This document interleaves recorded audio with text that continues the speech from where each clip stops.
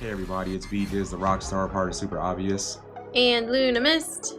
And in this video, we're talking about the show Dexter Resurrection. Let's go. Yeah.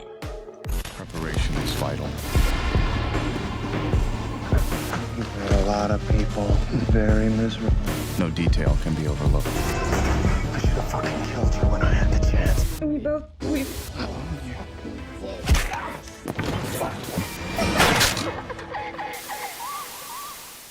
Alright, where do we want to start? I feel like we should start with Dexter and Harrison. Because, like, the show starts off after Harrison shot Dexter in New Blood. And thinks he's dead. And Harrison thinks he's dead for a bit, and you can see Harrison struggling with the fact that he shot Dexter. He's got a lot going on in his head. He's very quick to anger, and He's kind of like homeless, but uses his He job is, to yeah. kind of like find a place to crash sometimes. yeah, his coworker Elsa, she sets him up with vacant rooms to crash in every evening whenever he's not crashing at her place from watching her kid. So when Dexter gets to New York, he meets Blessing Kamara. This really nice, like, He was like his basically like his Lyft driver or Yeah. whatever, which is how they kind of like met.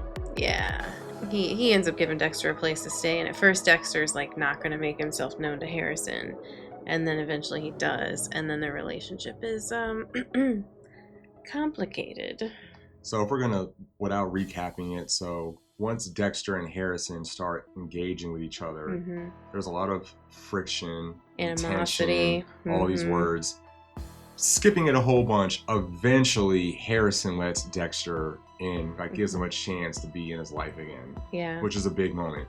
And in this last episode, Dexter almost dashed that by being late to his college. Yeah, Harrison's basically Tour. applying for like colleges and stuff, and Dexter misses it. Mm-hmm. Shows up at the last minute, but they seem to smooth it over a little bit. Mhm. But yeah, their relationship, like, I have hope for them to be able to make things work father-son wise, you know. Obviously Dexter understands and is aware now that Harrison is not like him, like he was thinking. Harrison has a passion for doing what's right, but he also has an anger that's an issue, and so that's why he accidentally, sort of on purpose, killed the rapist guy. Oh, he unalived Squash dude's face with the toilet bowl cover thing. Yes. Yeah, and then chopped them into little pieces and did it just like how his dad taught him. So with Dexter, so what you were saying, I feel like Dexter he's not trying to make Harrison be like him, because a part of that's already in him. He's already did it. Right. But if Harrison wants to do certain things, Dexter's not gonna not help him with those Right. things. Like, he's not making Harrison be like him, but if Harrison has the urge to do certain things, Mhm. Dex is right there. Because, like, in New Blood, Dexter was thinking that Harrison was like him. He had those dark urges and stuff. But he's realizing that that's actually not Harrison. Harrison's got some of Rita in him, and Harrison has emotions and empathy and stuff. He has a temper. That's his big flaw. All right, moving on. We're going to talk about Angel Batista. So he's in Resurrection. Once Angel and Dexter got their, oh man, I thought you were dead, nice to see you stuff out the way. Basically, Batista, he's on Dexter's ass. He's still trying to nail him for him being the Bay Harbor Butcher. Mm-hmm. He still talks about Dokes and Maria and all these people, and he's still basically trying to bust Dexter, which is complicated because the earlier shows, they were like brothers. Yeah. It's kind of wild because, like, the way they interact in the past, it's like we're friends, we're bros, whatever. And now it's very clear Batista wants to bring justice to the Bay Harbor Butcher. Yep. And he also fears that Harrison's being groomed under the Bay Harbor Butcher. Right. And so he wants to bring him, like, because he even has a chat with Harrison and is like, yo, this isn't the path you want to go down. This is a dark path. And Harrison's like, I don't know what you're talking about, man. Yeah, I feel like Batista, he's definitely kind of like drawn and split because it's like he wants to basically bust Dexter, Yeah. but he also doesn't want it to affect Harrison, which there's no way that's not going to work. Right. Because Dex is like the only person that Harrison has left. He doesn't have his mom. Nope. Like no one else is around. So Batista's trying to seek justice, but trying to think of like, you can't glue it all together. Someone's going to get hurt one way or another. Real quickly, I guess we'll go right into it. Let's talk about the detective, the robotic lady. Detective Clawdette. She is, very robotic. She's got like... She seems very smart though, as far as criminology-wise. Very. And some people, you know, the smarter they are, the odder they are. And she's like... she's very methodical in everything she's doing. I do find it funny for her to be able to focus. She puts on the like oldies music in her headphones and can't hear shit around her. It's pretty funny. Yeah, so even outside of Batista, this detective, she's definitely potentially very in the way. Yeah. Because she seems pretty smart. Oh yeah. I mean, she nailed who the killer was without 100% proof. She knew it was Harrison. She knows it's Harrison. But then Dexter throws in a decoy and she's kind of like thrown for a loop. And so next we're going to talk about Dexter being taken into the, I call it the killer house. I don't know what the official name is. It's basically Prater's group. Okay.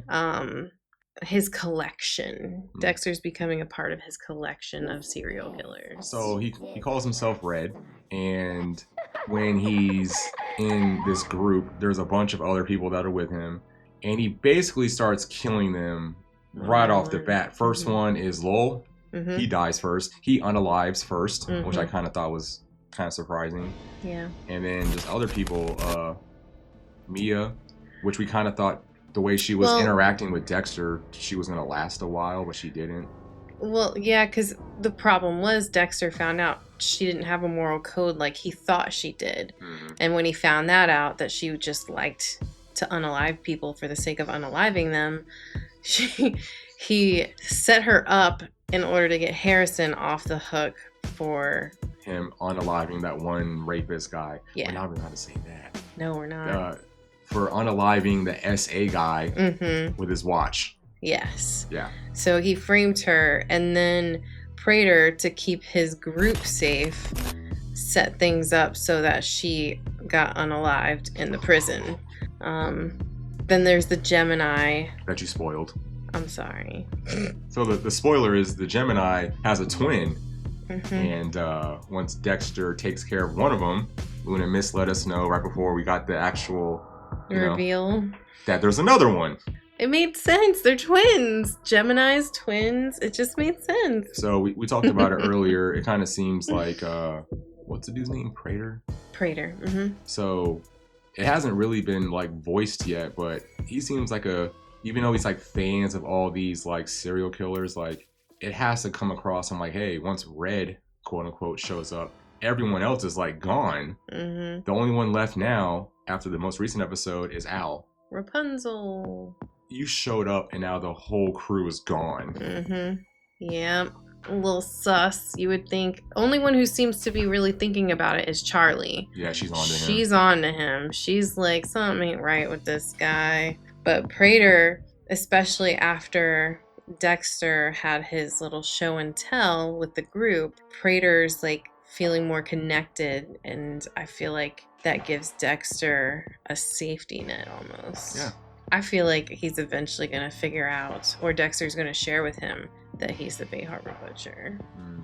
The way Dexter like manipulates people, it's like the more, it's like Prater, like you just said, the more he like expresses and kind of like opens himself, the more Dexter can use that.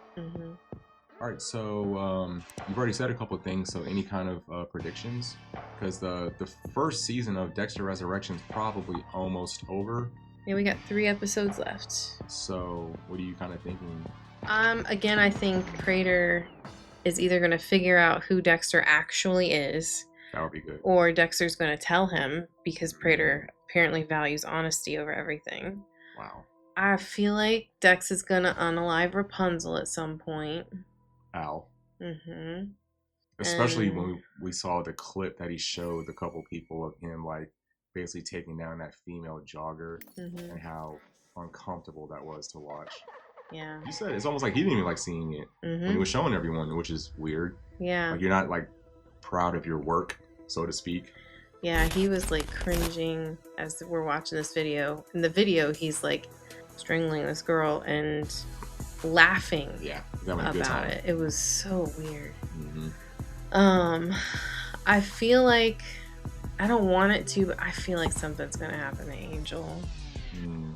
Oh yeah, we talked about that earlier. So, could Angel be in the way enough to where Dexter might have to take him out? I feel like he might. With the way Dexter was looking at him in the car at the end Oh, of yeah. episode 7. Yeah, like that look, he killed him, and like that Yeah. look. I feel like to an extent, Angel has plot armor, but Mm, that could be the shock factor if exactly. I don't know. I feel like if Dexter kills him just for Unalive. being, if he unalives him, it might make people not like Dexter. Maybe. Maybe. What about Detective Clawdette? I feel like she's gonna somehow figure things out. She's really smart. She's definitely in the way. Her and the other guy was that Detective Melvin. Mm-hmm. Yeah, she might get unalived. Mm-hmm. I think she's gonna get unalived for sure. Mm-hmm. Yeah, because she's in the way. If it's not Batista, someone is gonna be a threat enough to where Dex is gonna have to take him out. And then Detective Melvin maybe steps in, kind of like how LaGuardia did with Dokes. Yeah. I feel like his role has been kind of minor, like in the back seat. So I feel like to what you were just saying is he has to have a moment to where his role means something more. Do you think Blessing Kamara is gonna figure out who Dexter is? Maybe, and he might not be cool with it, but he's not gonna like turn him in Yeah. because it's like Blessing is the kind of guy where it's like, hey, I know what your background is, but you've always been cool to me. I'm not gonna turn you in. I'm not gonna snitch on you. He'll be like a real, it's so hard to say, like understanding, but like he's not gonna turn him in. He might like, hey, Dexter, I know who you are, Mm-hmm. and it's whatever. Because also Dex showed love to when his mom passed. That's true. And he took care of the dude who was taking care of all the little Uber driver guys. They don't call them Ubers in the show. They call them something else. But, Yeah, it's some other ride share thing. but that's how Dexter gets the persona of Red. He finds out from Blessing that this other killer is called the Dark Passenger. And that like strikes a chord with Dexter. He's like, nah, man, I'm the Dark Passenger. Hmm. And he takes out that guy. He unalives him. But yeah, guys, that's the video. Please subscribe, like, comment below. Let us know how you feel about Dexter Resurrection. Speed is the rock star. And Luna Mist. And we will see you guys in the next video. Bye.